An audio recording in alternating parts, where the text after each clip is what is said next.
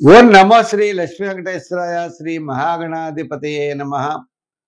జ్ఞానానందమయం దేవం నిర్మలస్ఫటికాకృతిం ఆధారం సర్వవిద్యానాం హయగ్రీవముపాస్మహే. మరి మనం ఈరోజు వార ఫలాల గురించి తెలుసుకుందాం.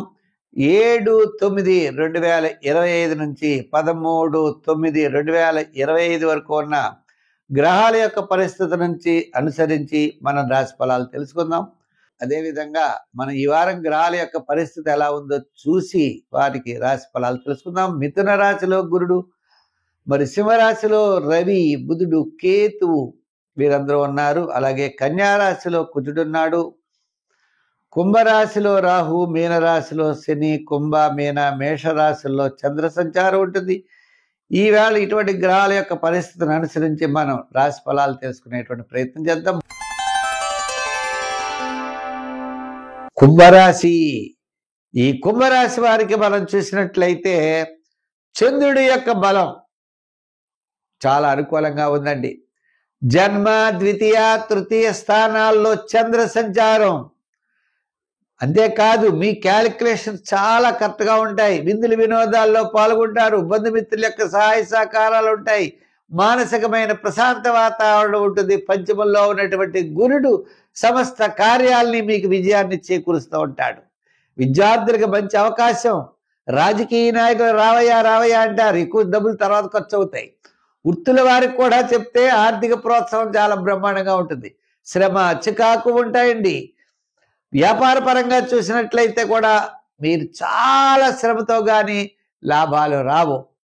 ఇంచేత గురుడి యొక్క బలం ఉన్న శాటర్న్ బలం చాలా తక్కువగా ఉన్నది. అయితే మనం ఈ రకమైనటువంటి పరిస్థితి ఈ రాశి వారికి చాలా మంచిది, కష్టమని అనుకోకూడదు. ఇంచేత శని, మీ రాశ్యాధిపతి శని, అంటే మీలో ఉన్నటువంటి లోపాలు ఏమైనా ఉన్నా ఆ లోపాలను సవరించి మీ యొక్క ఆర్థిక అభివృద్ధికి, మీ యొక్క భవిష్యత్తుకి అభివృద్ధికి ఆ లోపాలను సవరించి మిమ్మల్ని సన్మార్గాల్లో పెట్టే భగవానుడే శని భగవానుడు.